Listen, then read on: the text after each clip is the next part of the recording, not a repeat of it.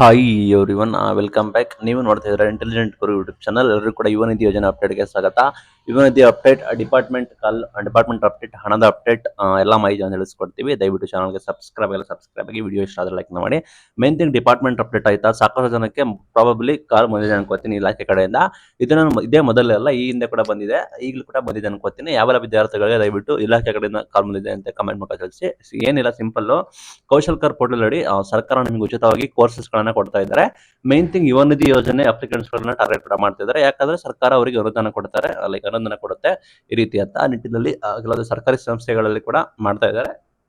ಖಾಸಗಿ ಜೊತೆ ಕೂಡ ಟೈಅಪ್ ಆಗಿರ್ತವೆ. ಆಯ್ತಾ, ನಿಮಗೆ ಉಚಿತವಾಗಿ ಟ್ರೈನಿಂಗ್ ಕೊಡ್ತಾರೆ. ಮೇನ್ ಥಿಂಗ್ ಯುವ ನಿಧಿ ಯೋಜನೆ ಅಪ್ಲಿಕೆಂಟ್ಸ್. ಆಯ್ತಾ, ನೀವೇನಾದ್ರು ಯುವ ನಿಧಿ ಯೋಜನೆ ಅಪ್ಲಿಕೆಂಟ್ಸ್ ಆಗಿ ನೀವೇನೋ ವರ್ಕ್ ಏನು ಮಾಡ್ತಿಲ್ಲ ಅಂತ ಇದ್ರೆ, ನೀವು ಫ್ರೀ ಇದ್ರೆ ದಯವಿಟ್ಟು ಹೋಗಿ ಅಟೆಂಡ್ ಮಾಡಬಹುದು. ಅದು ನಿಮಗೆ ನಿಮ್ದು ಯಾವ ಜಿಲ್ಲೆ, ಆ ಜಿಲ್ಲಾವಾರು ಪ್ರಾಬಬಲಿ ನಿಮಗೆ ಕೊಡ್ತಾ ಇದ್ದಾರೆ. ನೀವು ಹೋಗಿ ಅಟೆಂಡ್ ಆಗ್ಬೋದು. ಉಚಿತವಾಗಿ ಟ್ರೈನಿಂಗ್ ಕೊಡ್ತಾರೆ. ನಿಮ್ಗೆ ಯಾವ್ದು IT ಫೀಲ್ಡ್ ಬೇಕಾ, ಅಥವಾ ನಿಮ್ಗೆ ಯಾವ ಫೀಲ್ಡ್ ಬೇಕು, ಯಾವೆಲ್ಲ ಕೋರ್ಸಸ್ಗಳು ಕೂಡ ಇದಾವೆ ಅಂತ ಹೇಳಿ ಹೇಳ್ತಾರೆ. ಆನ್ಲೈನು ಇದೆ, ಆಫ್ಲೈನು ಇದೆ ಅಂತ ಅಂದಂಗಿತ್ತು. ಬಟ್ ಗ್ಯಾರಂಟಿ ಇಲ್ಲ. ಬಟ್ ಆಫ್ಲೈನ್ ಗ್ಯಾರಂಟಿ ಇರುತ್ತೆ, ಬಟ್ ಆನ್ಲೈನ್ ಗ್ಯಾರಂಟಿ ಇರೋದಿಲ್ಲ.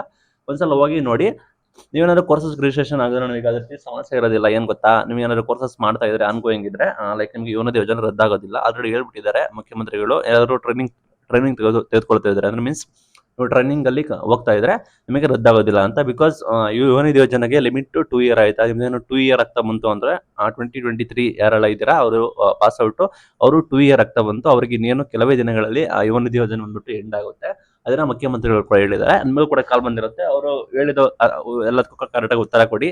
ಇಂಟ್ರೆಸ್ಟ್ ಇದೆಯಾ, ನೀವು ಏನ್ ಮಾಡ್ತಾ ಇರೋದು, ಎಲ್ಲಿರೋದು, ನೀವು ಬರ್ತೀರಾ ಅಂತ. ಇಂಟ್ರೆಸ್ಟ್ ಇದೆ ಅಂತ ಹೇಳಿ, ಇಲ್ಲ ಅಂದ್ರೆ ರೀಸನ್ಸ್ ಹೇಳ್ಬೇಕಾಗುತ್ತೆ. ಅದು ಇಂಪಾರ್ಟೆಂಟ್ ಆಯ್ತು. ಅದನ್ನ ನೀವು ಗ್ಯಾಪ್ ನೋಡ್ಕೊಳ್ಳಿ. ಅಂಡ್ ಮೈನ್ ಥಿಂಗ್ ಇಂಟ್ರೆಸ್ಟ್ ಇದೆ ಮಾಡಿ, ಇದು ಮಾಡಲೇಬೇಕು ಅಂತ ಮ್ಯಾಂಡೇಟರಿ ಇಲ್ಲ. ನಿಮಗೆ 2 ವರ್ಷ ಬರಬೇಕಾಗಿದ್ದು ಬರುತ್ತೆ. ಅಂಡ್ 2 ವರ್ಷ ಆದ ನಂತರ ನೀವೇನಾದ್ರು ಟ್ರೈನಿಂಗ್ ತೆಗೆದುಕೊಳ್ತೀರಾ, ಮೀನ್ಸ್ ಟ್ರೈನಿಂಗ್ ಮಾಡ್ತಾ ಇದ್ರೆ ನಿಮಗೆ ಯಾವುದೇ ರೀತಿ ಹಣ ಕೂಡ ಕ್ಲೋಸ್ ಆಗೋದಿಲ್ಲ. ಟ್ರೈನಿಂಗ್ ಜೊತೆನೆ ನಿಮಗೆ ಹಣ ಕೂಡ ಕೊಡ್ತಾರೆ ಯುವ ನಿಧಿ ಡಿಪಾರ್ಟ್ಮೆಂಟ್ ಇಲಾಖೆ ಕಡೆಯಿಂದ. ಆಯ್ತಾ, ಅದು ಗ್ಯಾಪ್ನಲ್ಲಿ ನಿಮಗೆ ಅದನ್ನ ಮ್ಯಾಂಡೇಟರಿ ಮಾಡಲೇಬೇಕು ಅಂತ ಇಲ್ಲ. ಬಟ್ ಕೌಶಲ್ಕರಿಗೆ ರಿಜಿಸ್ಟ್ರೇಷನ್ ಆಗೋದು ಮ್ಯಾಂಡೇಟರಿ ಅಂತ ಹೇಳಿದ್ದಾರೆ. 6 ಮಂತ್ ಆದ ನಂತರ ರಿಜಿಸ್ಟ್ರೇಷನ್ ಆಗೋದು ಕೌಶಲ್ಕರಿಗೆ. ಅಂಡ್ ನೀವು ಟ್ರೈನಿಂಗಿಗೆ ಪಾರ್ಟಿಸಿಪೇಟ್ ಕೂಡ ಮಾಡೋದು ಬೇರೆ. ರಿಜಿಸ್ಟ್ರೇಷನ್ ಅಂದ್ರೆ ರಿಜಿಸ್ಟ್ರೇಷನ್ ಅಷ್ಟೇ, ಪಾರ್ಟಿಸಿಪೇಟ್ ಮಾಡೋದು ಒಂದು ನೀವು ಕೌನ್ಸಿಲಿಂಗ್ಗೆ ಹೋದಂಗೆ ಲೆಕ್ಕ. ಅಂಡ್ ಅಮೌಂಟ್ ಅಪ್ಡೇಟ್ ಪೆಂಡಿಂಗ್ ಇರೋ ಅಮೌಂಟ್ 4-5 ದಿನಗಳಲ್ಲಿ ರಿಲೀಸ್ ಕೂಡ ಮಾಡ್ತಾರೆ ಅಂತ ಹೇಳಿದ್ವಿ.